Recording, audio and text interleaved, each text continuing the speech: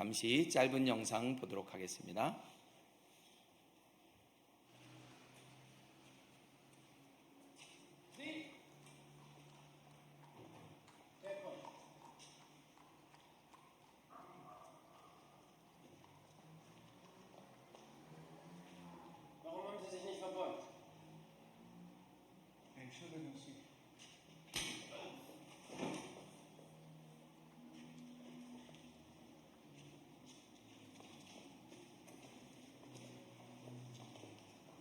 Euch ist der Gehweg verboten.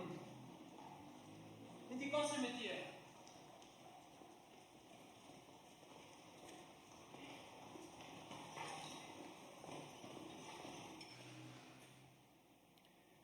네, 93년에 상영된 쉰들러 리스트라고 하는 영화입니다. 꼭 한번 보시기 바랍니다. 독일 나치의 지배하에 있던 그런 시절의 이야기예요. 그래서 유대인이 보도를 지나가는데 독일 장교에게 인사를 하지 않았어요. 그러니까 폭력을 휘두르고 아주 모욕적인 언사를 합니다. 그리고 나오는 대사가 물론 독일어기 때문에 영어로 어떻게 번역이 될지 모르겠지만 The sidewalk is not for you.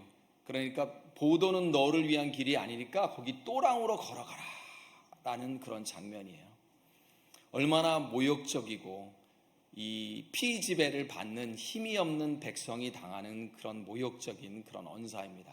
근데 오늘 바로 오늘 읽은 본문이 바로 힘이 없는 민족이 당하는 비참한 현실에 대해서 기록하고 있어요. 지난 목요일이 79년 주년 된 광복절이었습니다. 저희 나라도 대한민국도 이러한 모욕적인 굴욕적인 시간을 오랫동안 참고 견뎌야 했습니다. 여호수아가 이 가나안 땅을 정복하고 제비를 뽑아서 이 이스라엘 백성들이 각 지파별로 나누어 그 땅에서 살게 되었어요. 그런데 가나안에 살던 이 주민들이 틈만 나면 이 이스라엘 백성들을 괴롭혔어요. 그때는 왕이 없던 시대라서 사사를 하나님께서 세웠죠. 우리가 잘 아는 사사 중에서 유명한 사사가 삼손, 기드원인데 오늘은 기드원에 대한 이야기입니다. 오늘 본문은 그런 상황에서도 하나님께서 어떻게 이 사사를 이용해서 구원하시는지, 어떻게 이 평안이 없는 세상에서 하나님께서 평안을 주시는지를 다루고 있어요. 첫 번째, 이 평안이 없는 세상을 오늘 본문 읽지는 않았지만 앞절에서 충분히 설명하고 있는데, 당시 이스라엘 백성들은 7년째 미디안 족속의 압제를 받고 있었어요. 그 이스라엘 주변에 있는 8개의 민족들이 이스라엘 민족들을 계속 이렇게 압제했는데, 그 중에 이 미디안이라고 하는 이 족속이 가장 힘이 셌어요. 근데 이 족속은 어떤 족속이냐면 기마 족속이에요. 목축업을 하니까 낙타라든지 말을 같은 것들을 타고 다니면서 치고 빠지고 얼마나 그렇게 괴롭혔는지 몰라요. 정말로 이 기동력을 중심으로 해서 주변에 있는 국가들을 정말 많이 그 백성들을 많이 괴롭혔어요. 어떻게 괴롭혔냐면 농사를 지으면 그 농사의 수확물을 다 뺏어가기도 하고, 또 심지어는 다음 해에 파종할 씨앗까지 뺏어가 버리니까 살 수 있는 방법이 없다라는 거예요. 양이나 소나 가축이나 이런 것들을 물론 약탈해 가기도 했고, 사람을 죽이는 것도 아주 쉽게 그렇게 자행하던 사람들이에요. 그러니 이 백성들의 입장을 한번 생각해 보세요. 자신을 지키고 싶으나 스스로를 지켜낼 힘이 없는 그러한 세상에서 살고 있는 이스라엘 민족들이라는 거예요. 근데 치고 빠지고 하는 것까지도 어떻게 참아보겠는데, 이 미디안 족속이 그곳에 머물면서 아예 그냥 딱 진을 치고 그렇게 괴롭혔다라는 거예요. 그러니 이 이스라엘 민족이 고향 산천을 버리고 산으로 도망가서 그곳에 굴을 파고, 돌굴, 땅굴을 파고 그렇게 숨어서 살았다라는 거예요. 여러분 한번 생각해 보십시오. 지금 다들 여러분들 사람들마다 각자의 경제 형편이 다르지만 저도 어렸을 때 기억나요. 이런 봉지를 가지고 봉지만큼만 쌀을 이렇게 사가지고 와서 다 먹을 수는 없으니까 어떻게 해요? 물을 엄청나게 부어요. 물을 많이 부어서 그리고 지금은 기억하지 않는 어떤 야채 같은 것들을 막 넣어갖고 어쨌든 양을 불려서 먹고 그랬어요. 그렇지만 내가 밭에 뿌릴 씨앗까지도 빼앗기며 저는 그렇게 살지는 않았어요. 그래서 저희 아버님도 그렇고 우리 김택심 집사님도 그렇고 그 시절을 견디어냈고 또 이렇게 훌륭한 대한민국을 키우고 또 6.25 사변을 겪으신 여기에 많은 계신 분들, 잿더미게 된 강산에서 일으켜 대한민국 조국을 그렇게 일으켜 세워서 제가 이 미국 땅에서도 대접받으며 사는 거 아니겠어요? 그렇죠? 나라 없는 백성이 되었다면 어떻게 이렇게 I am Korea, I'm from Korea라고 살 수 있었겠냐라는 거예요. 다시 한번 여러분들의 노고에 너무너무 감사합니다. 설교를 준비하면서도 그런 생각이 들었어요. 어저께 우리 권사님 댁에 방문을 했는데 우리 그동안 이 교회를 치리하시며 수고하시며 하셨던 목사님들 생각이 쭉 났어요. 어떤 분은 짧게 계셨고 어떤 분은 오랜 시간 동안 목회를 하셨는데 그분들의 노고가 아니었으면 저희가 이 자리에 없었을 거예요.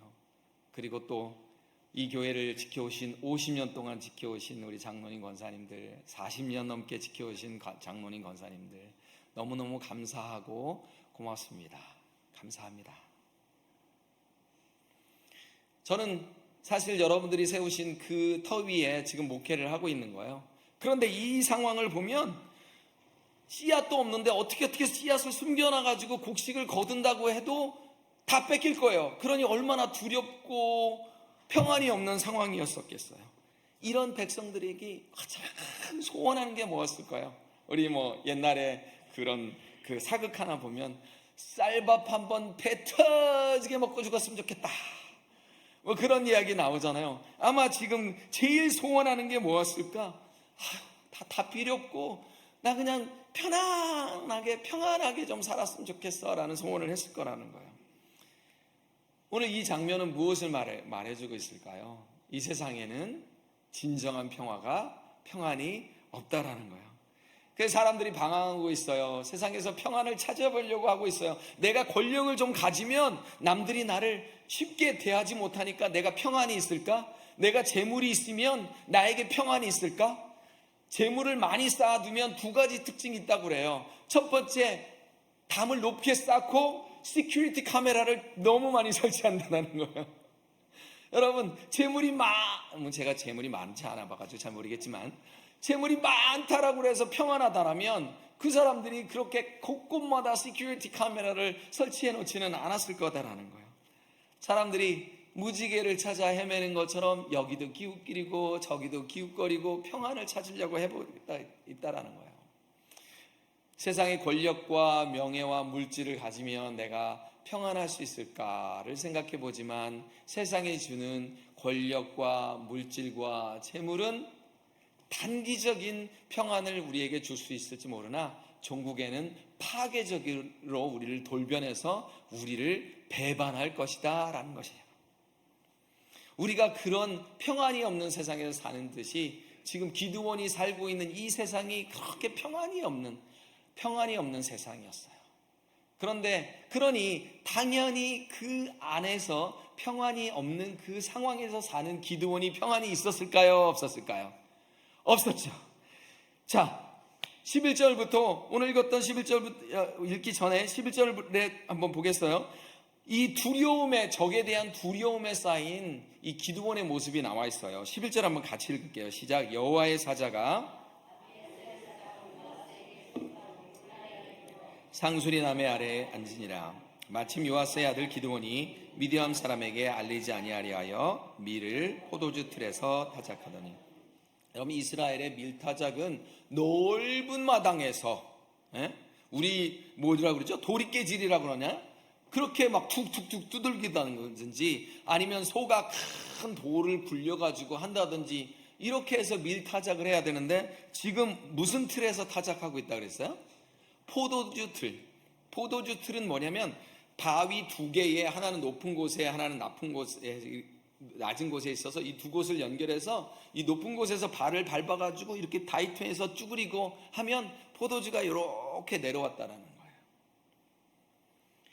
무슨 얘기예요? 왜 이렇게 좁은 곳에서 밀타작을 했을까요? 당연히 미디안 족속이 두려웠기 때문이에요. 그렇게 하다가 미디안 족속이 발견하면 그 밀을 빼앗길 수도 있고, 그리고 그 밀을 빼앗기 위해서 또 생명을 앗아갈 수도 있고, 그렇기 때문에 그렇게 숨어서 했다라는 거예요. 그리고 또 넓은 마당에서 소가 이렇게 끌면서, 아니면 뭐 낙타가 끌면서 그렇게 해야 되는데 발로 요렇게 쭈그려 갖고 밟고 있었다라는 얘기는 뭔 얘기예요? 본인이 지금 밀을 수확하는 과정 속에서 밀의 양이 많았다는 뜻이에요? 아니면 적었다는 뜻이에요? 아주 적었다라는 거예요. 그냥 생명을 근근히 연장하고 연명하는 수준에서 지금 기드원이 이렇게 숨어서 하고 있다라는 거예요. 근데 그것도 어떻게 해요? 간신히 숨어가지고 어떻게 눈치 보면서 그렇게 미디안 족속을 두려워하고 있는 평안이 없는 기드원의 모습이 나와요. 그 다음에 12절에 보니까 12절부터 21절까지 그런 상황이니 당연히 기드원이 하나님에 대한 원망이 가득 차 있어요. 이런 기드원의 형편을 하나님께서 아시는지 모르시는지 정말로 인간적인 입장에서 보면 아주 기가 찬 것 같은 말씀을 하세요. 하나님의 사자가 큰 용사라고 부릅니다. 기드원을. 12절 한번 읽을게요. 여호와의 사자가 기드원에게 나타나 이르되 큰 용사여 여호와께서 너와 함께 계시도다 하매. 여러분, 지금 이 큰 용사라고 부르고 있어요. 무슨 뜻이에요? 지금 미디안 군사들이 두려워가지고 이렇게 숨어서 밀타작하고 있는 기드원에게 하나님께서 뭐라고 불러요? 큰 용사다.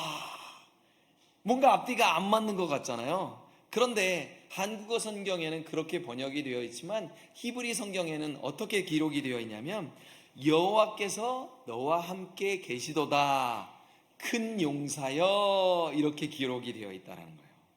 무슨 뜻이에요? 기드원이 큰 용사인 이유는 기드원 스스로가 큰 용사이기 때문이 아니고 여호와께서 함께 계시기 때문에 기드원을 큰 용사라고 부르고 있다는 거예요. 우리는 스스로가 강해져서 큰 인물이 되고자 해요. 우리 그런 기도 많이 해죠. 큰 인물이 되게 해주시옵소서. 네? 더 이름난 학교의 졸업장을 우리가 취하고자 하고요. 더 똑똑해지고 더 많은 재물을 얻고 싶어하고 더 큰 권력을 얻게 되어지면, 더 큰 명예를 얻게 되어지면 내가 더 큰 사람이 될 것이다 라고 우리는 그렇게 착각을 한다라는 거예요. 그런데 그것은 하나님이 원하는 방법도 아니고 가능한 방법도 아니다라는 것입니다. 하나님이 강하신 분이다. 그분이 전능하신 분이다. 그분과 함께 하시는 것이 나의 참 소망이고 나의 기쁨이고 우리 여호와만이 나의 인생의 참 방패시구나, 나의 참 소망이시구나 라고 고백할 때, 그때 우리에게 진정한 큰 용사라는 호칭이 주어진다라는 거예요. 아멘. 옆에 분에게 한번 인사해 보겠어요. 큰 용사여. 예. 여러분, 우리 자녀나 가족을 위한 기도가 바뀌어야 돼요. 성공, 내 힘으로 하는 성공이 아니라 하나님과 함께하는 성화가 우선시 되어야 우리가 큰 용사라는 칭호를 받게 될 것이다 라는 거예요. 그런데 이러한 하나님의 부르심 앞에 기드원은 하나님 도대체 어디 계시는 거예요? 하나님께서 이스라엘을 버리셨잖아요 라고 원망하고 불평하는 그러한 기드원의 고백이 나옵니다. 우리 13절 좀 길지만 같이 읽겠어요. 시작. 기드원이 그에게 대답하되 나의 주여 여호와께서 우리와 함께 계시면 어찌하여 이 모든 일이 우리에게 미쳤나이까? 또 우리 열조가 일찍 우리에게 이르기를 여호와께서 우리를 애굽에서 나오게 하신 것이 아니냐 한 그 모든 이적이 어디 있나이까? 이제 여호와께서 우리를 버리사 미디안의 손에 붙이셨나이다. 자, 이 원망으로 가득 찬, 불평으로 가득 찬 기드원의 고백입니다. 평강이 없는 기드원의 고백이에요. 자, 이런 상황에서 하나님의 사자가 찾아왔으면 어떻게 돼요? 아유, 하나님, 이제 오셨습니까? 우리 거의 다 죽을 뻔했어요. 이제라도 찾아오시니 너무너무 감사합니다. 도와주세요. 라고 해야 되는데 지금 기드온이 어떻게 하고 있어요? 오셨어요? 하나님이 함께 계셨으면 어찌 이런 일이 있을 수 있습니까? 출애굽 때 그렇게 이스라엘 백성들을 잘 도와주시놓고서 우리는 왜 나 몰라라 하십니까? 지금은 왜 과거에는 그런 이적을 보이셨으면서 지금은 왜 모른 척 하십니까? 왜 우리와 함께 하지 아니하시고 우리를 버리셨습니까? 여러분 어디서 많이 듣던 모습 아닌가요? 이런 기도와 하나님께 한 번도 안 해보신 분 속으로 손들어 보세요. 저는 정말 많이 했어요. 하나님 어찌 이러실 수가 있습니까? 제가 기드온 레벨이에요. 우리에게 있는 것은 지독한 가난과 학대와 질병과 핍박뿐입니다 라고 지금 기드온이 하나님께 원망을 쏟아내고 있습니다. 현재의 핍박과 불행에 대한 분노, 그리고 더 중요한 것은 하나님이 찾아오셨는데 감격이 없어요. 감격이 없어요. 여러분 지금도 숨어서 예배를 드리는 사람들이 얼마나 많은 줄 우리가 살펴봤잖아요. 그렇죠? 지금도 내가 예수 믿는다는 걸 이야기할 수 없는 상황에서 숨조이며 예배를 드리는데 우리는 이렇게 당당하고 떳떳하게 예배를 드리면서도 하나님께 감격이 없다라는 거예요. 이런 사람에게 평안이 있을 리가 없다라는 것입니다. 우리도 살다 보면 참 많은 어려움을 당하죠. 그렇죠? 건강의 문제, 재정의 문제, 자녀의 문제, 학업의 문제, 사업의 문제. 성경에 보니 하나님 잘만 도와주시더군요. 근데 우리가 하나님을 과거의 하나님으로만 제한해 버린다면, 다시요, 우리가 하나님을 과거의 성경에 갇혀 있는 하나님으로만 제한해 버린다면 우리는 하나님을 신화에나 나오는, 미스에나 나오는 그런 거짓된 신으로 여기고 있다라는 뜻이에요. 예, 하나님 God is the living God 이라고 하지만 this kind of miracles would not happen to me 라고 우리가 여긴다면, 이런 기적이 나에게는 일어나지 않을 것이라고 우리가 믿는다면 그것은 하나님을 과거의 하나님으로 이 성경책에만은 문자적으로 가두는 것이 되어진다라는 것입니다. 그러면 왜 하나님께서 지금 이스라엘 민족에게 이런 시련을 허락하셨을까요?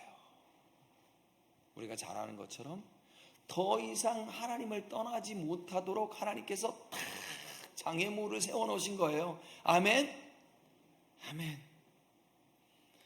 이 시련을 통해서 하나님의 백성들이 하나님께 나아가 매달리게 하고 하나님과 교제하게 하기 위해서 하나님께서 최소한의 장애물을 만드셨다라는 거예요. 그래서 우리가 시련을 당하고 어려움을 당하면 우리가 어떻게 받아들여야 되느냐? 따라해보자. 하나님께서 나 보고 싶다고 초청장을 보내시는구나.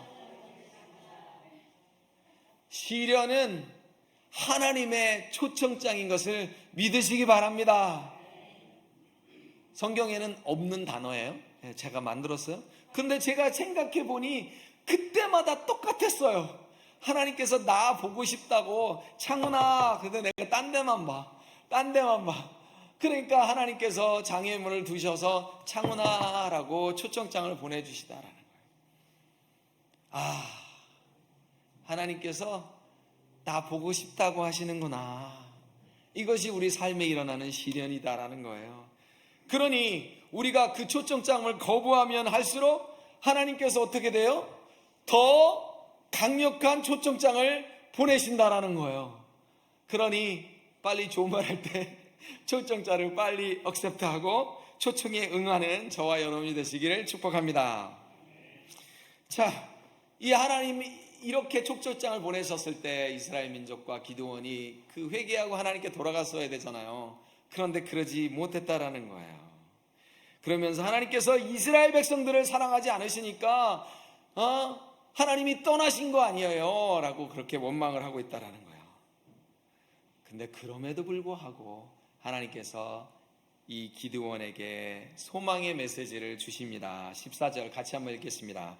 여호와께서 그를 돌아보아 가라사대 너는 이 내 힘을 의지하고 가서 이스라엘을 미디안의 손에서 구원하라. 내가 너를 보낸 것이 아니냐. 와우. 저 같았으면 안 그래요. 이렇게 원망하는데 내가 무슨 뭘 더 하겠어요. 그런데 하나님께서 또 부르셔서 소명을 주신다라는 거예요. 근데 기드온이 또 얘기합니다. 15절 기드온이 그에게 대답하되 주여 내가 무엇으로 이스라엘을 구원하리까 보소서 나의 집은 므낫세 중에 극히 약하고 나는 내 아비 집에서 제일 작은 자이니라. 저의 꼬라지를 보세요. 하나님 제가 어떻게 하나님의 일을 하겠습니까? 근데 우리 방금 전에 살펴봤던 거 기억나시죠? 큰 용사라는 이유는 뭐예요? 여호와께서 함께 계시기 때문에 큰 용사이다라는 거예요. 지금 아직도 이 지금 기드온은 하나님께서 왜 자신을 큰 용사라고 부르신 것을 깨닫지 못하였다는 거예요. 장훈아 큰 용사여. 그러니까 누구요? 나. 지금 이렇게 하고 똑같다는 거예요. 제가 정말로 하나님 앞에 너무너무 많이 해봐서 알아요. 주여 죄를 보내소서. 죄는 잘 준비되어 있습니다. 헌신되어 있죠. 잘 준비되어 있습니다 라고 했던 게 바로 저의 모습이에요. 제 자녀가 너무 어려요. 그렇기 때문에 저는 하나님의 부르심에 응답할 수가 없어요. 저는 제 코가 석자예요. 제 재정이 너무 안 좋아요. 저는 질병이 있어요. 일이 너무 바빠요. 저는 미국에 온 지 얼마 안 돼가지고 잘 몰라요. 여러분 우리는 마음속에 핑계 종합 선물 세트를 이만큼 안고 살아가요. 제가 몇 가지 핑계를 댔잖아요. 그죠? 여러분들 한 분씩 시키라 그러면 다 해서 1000명이면 1000명, 물론 우리 교인이 1000명이 조금 안 되기는 하지만 1000가지 핑계거리가 다 나올 거라는 거예요. 그러면 하나님께서 기드온에게 실망하시고 아이고 얘는 쓸만한 그릇이 아니구나, 다른 그릇에게 가봐야지 라고 할 것 같은데도 안 그러시고 16절 같이 읽겠습니다. 여호와께서 그에게 이르시되 내가 반드시 너와 함께 하리니 내가 미디안 사람 치기를 한 사람을 치듯이 하리라 하시니라. 반드시 너와 함께. 아멘. 반드시 창은이와 함께 하시겠다라는 약속을 주신다라는 거예요. 이것이 바로 우리의 힘이고 능력이다라는 것입니다. 아멘. 우리 삶의 문제를 풀어나갈 마스터 패스워드예요. 이 패스워드만 있으면 다 통하게 그렇게 세팅이 되어 있어요. 이 문도 열고 저 문도 열고 저쪽 문도 열 수 있는 이 마스터 키가 있잖아요. 근데 요즘은 마스터 패스워드예요. 마스터 패스워드가 뭐냐면 하나님과 함께하는 것이다. 제가 3스타를 모셨어요. 그분 옆에 딱 가잖아요. 노보야 물어본 사람 있어요 없어요? 2스타도 나한테 뭐라 안 하더라고요. 제가 3스타를 옆에 모시고 가니까 무슨 얘기예요? 우리가 하나님과 함께하면 뭐죠? 그냥 통과. 아멘. 프리패스다라는 거, 프리패스다라는 거예요.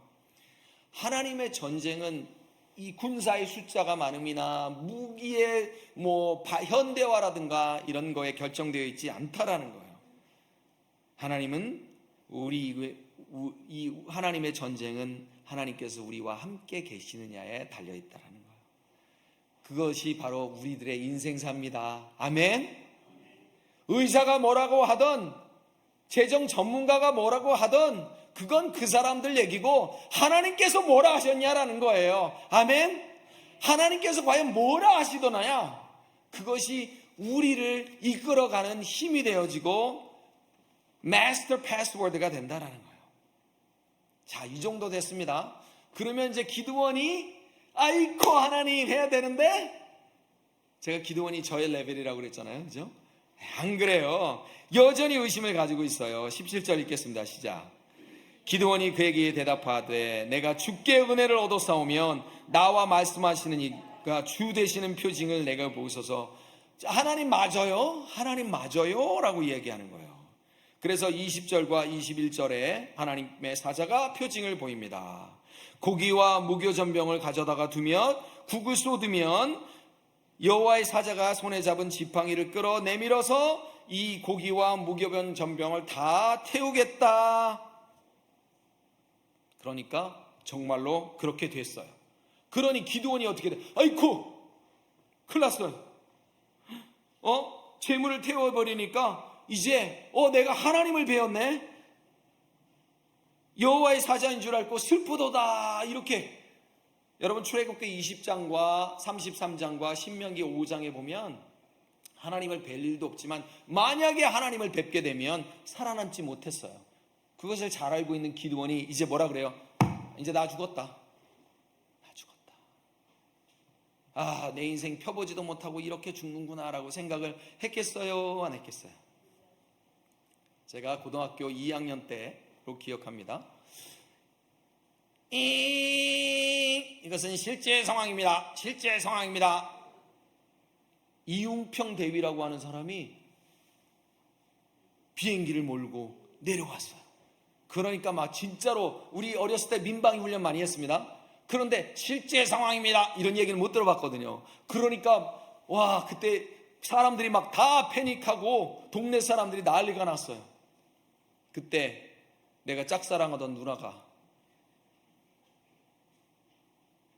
큰일 났다, 이제 죽는구나. 그러니까 그 누나의 어머니가 야, 죽으면 다 죽어. 그러니까 그 누나가 뭐라 그러는지 아세요?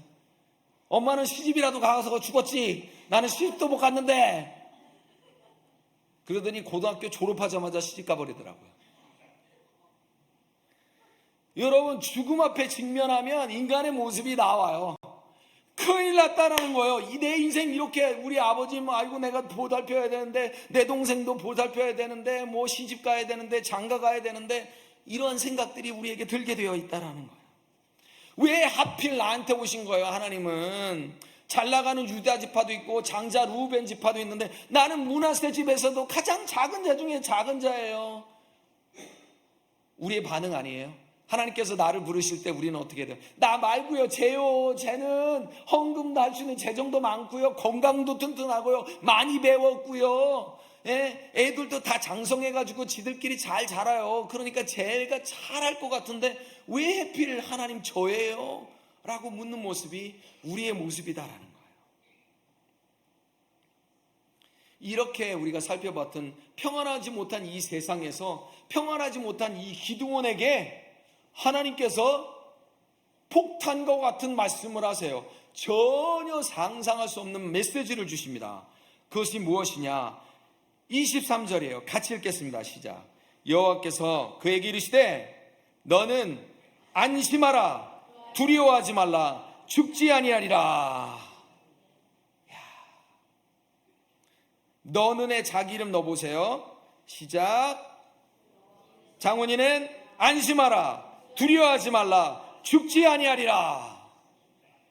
안심한다라는 말이 바로 샬롬이에요. 샬롬, 평안이다라는 거예요. 그러자 이제 기드온이 비로소 여호와 앞에 단을 쌓고 여호와 샬롬이라고 부릅니다. 이것이 바로 여호와 샬롬이라는 뜻의 최초의 등장입니다. 여호와 샬롬은 하나님의 평안, 하나님의 평화, 평강을 뜻하는 단어예요.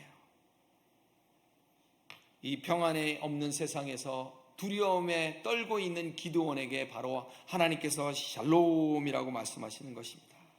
평강의 하나님. 자, 여러분, 정말 중요한 영적 원리가 여기에 있습니다. 지금 기드온이 하나님을 만나고 나서야 비로소 자신에게 평안이 있다라는 것을 깨닫게 된 거예요. 아멘. 우리의 평안은 우리의 재정의 문제가 해결이 되면 온 것이 아닙니다. 우리의 보일러가 제가 보일러가 터졌어요? 저희 집이 보일러가 터진 게 고쳐진다고 평안이 오는 것이 아닙니다. 자동차 2대가 고장 나가지고 1600불이 들었어요. 고쳐졌지만 그렇다고 평안이 오는 것은 아닙니다. 우리의 평안은 언제 와요? 하나님을 만나야 온다라는 것입니다. 그래서 진정한 샬롬은 여호와께서 함께 하심, 그것이 바로 진정한 샬롬이다라는 거예요. 그리고 또 이 샬롬이라는 뜻은 무슨 뜻이냐면요, 성장과 번영이라는 뜻도 있다고 합니다. 이제 하나님 여호와께서 오셨사오니 우리를 이 압제로부터 벗어나게 할 뿐만 아니라 우리에게 번영을 주실 것을 믿습니다 하며 개인과 공동체의 성장과 번영을 소망하는 단어가 바로 샬롬이다라는 거예요. 그리고 또 이 샬롬에 또 어떤 뜻이 있냐면요, 쉼이기도 하다라는 거예요. 쉼.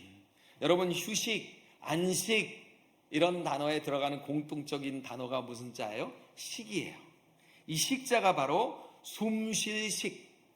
그런데 이 휴식이 무슨 뜻이냐면 사람이 변의 나무목이에요. 사람이 나무 옆에서 숨을 쉰다. 이게 휴식입니다. 그리고 이 안식이 무슨 뜻이냐면 집가자를 썼어요. 집 아래에서 여인이 숨을 쉰다. 저 요즘 숨도 못 쉬겠어요. 무슨 뜻이에요? 평강이 없어요 라는 뜻이잖아요. 숨 좀 쉬게 해주세요, 평안을 주세요 라는 뜻이다라는 거예요. 인간이 하나님의 품을 떠나 살게 되어지면 우리 인간은 숨을 쉴 수가 없다라는 거예요. 여러분, 숨 안 쉬어본 적 기억하시겠어요? 스텐트를 하신 분들 같은 경우는 숨 못 쉬기도 하셨던 기억이 있을 거예요. 저는 허파가 터진 적이 있었거든요. 몇 차례 얘기 드렸지만 진짜 숨 못 쉬어요. 허파가 터지니까 이 세상에 산소가 한 1%밖에 존재하지 않는 것 같은 거예요. 그것을 기흉이라고 부릅니다. 기흉. 근데 이 세상에 있는 사람들은 이 영적 기흉이라는 병을 앓고 있어요. 그래서 숨을 쉬지 못하는 거다라는 거예요. 인간들은 가쁜 숨을 몰아쉬고 있어요. 어떻게 하면 내가 숨을 쉴 수 있을까? 바로 평강이 없는 상태라는 거예요. 그런데 하나님께 모든 것을 맡기면 하나님 알아서 해주세요. 따라해 보세요. 알아서 해주세요. 그래서 시편 127편 2편에 2절에 같이 읽을게요. 여호와께서 그 사랑하시는 자에게 잠을 주시는구나. 아이고 목사님, 저는 목사님 설교만 들을 때마다 잠 잘 자니까 하나님께서 저를 엄청 사랑하시는군요. 그런 뜻이 아니고 127편 1절과 2절 상반절에 보면 이걸 같이 읽어야 돼요. 같이. 여호와께서 집을 세우지 아니하시면 세우는 자의 수고가 헛되며 여호와께서 성을 지키지 아니하시면 파수꾼의 경성함이 허사로다. 너희가 일찍 일어나고 늦게 누우며 수고의 떡을 먹음이 헛되도다. 제가요 늦게 자요, 제가 일찍 일어나요, 얼마나 저보다 고생하는 사람 있으면 나와보라 그래요. 이래봤자 아무 소용이 없다라는 거예요. 여호와께서 잠을 주신다라는 거예요. 보현아, 잘했어? 잤어? 이제 자라.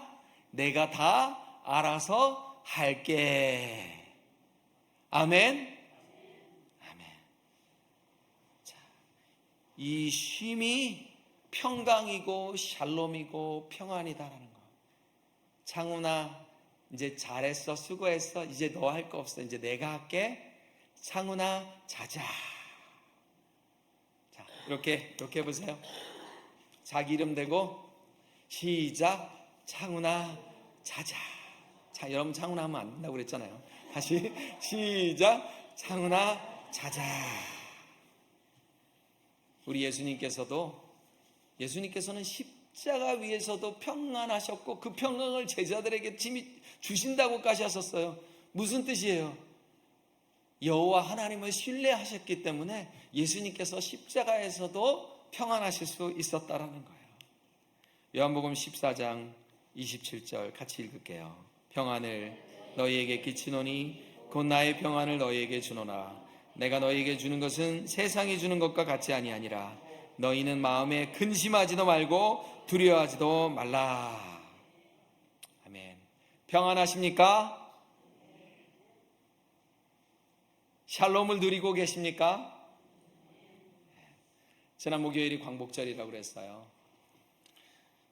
윈스턴 처칠 전 영국의 수상이 이런 얘기했어요. 역사를 잊은 국가에게는 미래가 없다. 그렇죠? 아픈 역사를 기억해야 합니다. 그런데 더 중요한 것은 79년 전에 대한민국은 이미 해방을 맞이했어요. 그런데 해방을 맞이하지 않은 것처럼 살면 되겠어요? 안 되겠어요? 안 되죠.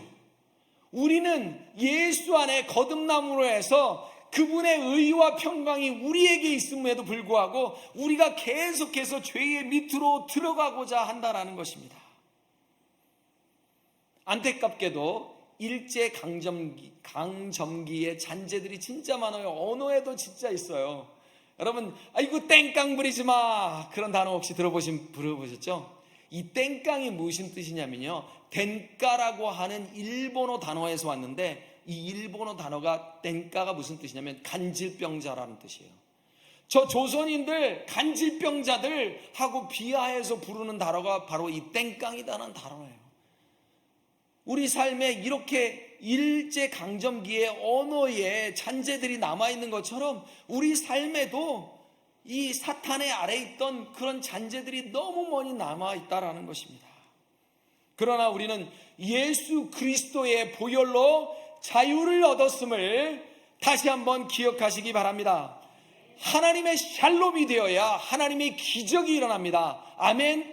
우리는 그런 기적을 기도합니다. 하나님, 주님 기적을 베풀어 주시옵소서. 아니요, 그 전에 조건이 있어요. 그 조건이 뭐냐면 하나님, 제가 평안합니다.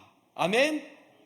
내 마음에 여호와의 샬롬이 있어야 하나님의 기적이 우리 마음에서, 영혼에서, 몸에서 역사할 수 있다는 거예요. 우리 삶에도 미디안 족속들이 있습니다. 틈만 나면 우리의 평강을 깨뜨리려고 하는 미디안 족속들을 예수 그리스도의 보혈로, 여호와의 샬롬으로 이겨내는 저와 여러분이 되시기 바랍니다. 우리 머리 숙여 같이 한번 기도하겠습니다. 여러분의 평안을 빼앗아가는 우리 삶의 문제들을 이 시간 하나님 앞에 다시 한번 아뢰고 하나님의 평강을 구하는 기도를 우리 주여 크게 한번 외치고 통성으로 기도하도록 하겠습니다. 주여! 하나님 아버지 감사합니다. 하나님 아버지, 우리 삶에 평안이 없습니다. 하나님, 재정으로 인한 하나님 평안이 없고, 건강으로 인한 평안이 없고, 자녀들로 인한 평안이 없고, 하나님 아버지, 우리의 삶의 명화로 인한 실추된 것으로 인한 평안이 없는 것을 주님께서 아십니다. 아버지 하나님이여, 우리 삶을 주님께서 불쌍히 여겨주셔서 우리 마음에 하나님의 평안을 허락하여 주시옵소서. 여호와의 샬롬이 아니고서 우리 안에 하나님 아버지 진정한 평화가 있을 수 없어서 깨닫습니다. 여호와의 평안을 우리에게 먼저 허락하여 주시옵소서. 할렐루야. 하나님 아버지, 두려워하지 말게 하시고 겁내지 않게 하여 주시고, 하나님 죽음을 두려워하지 않게 하여 주시고, 여호와께서 우리와 함께 하시는 것을 기억하게 하여 주시옵소서. 내다 두려워하지 말라, 죽지 아니하리라, 안심하라. 주님, 여호와의 평강이, 여호와의 샬롬이 우리의 삶에 먼저 있어야 우리 삶에 기적이 일어나는 것을 살펴보았습니다. 하나님, 우리의 평안을 앗아가는 이 모든 것들 하나님께서 제하여 주실 것을 믿고 우리가 먼저 여호와의 샬롬을 얻게 하여 주시옵소서. 받게 하여 주시옵소서. 지키게 하여 주시옵소서. 예수님의 이름으로 기도합니다. 아멘.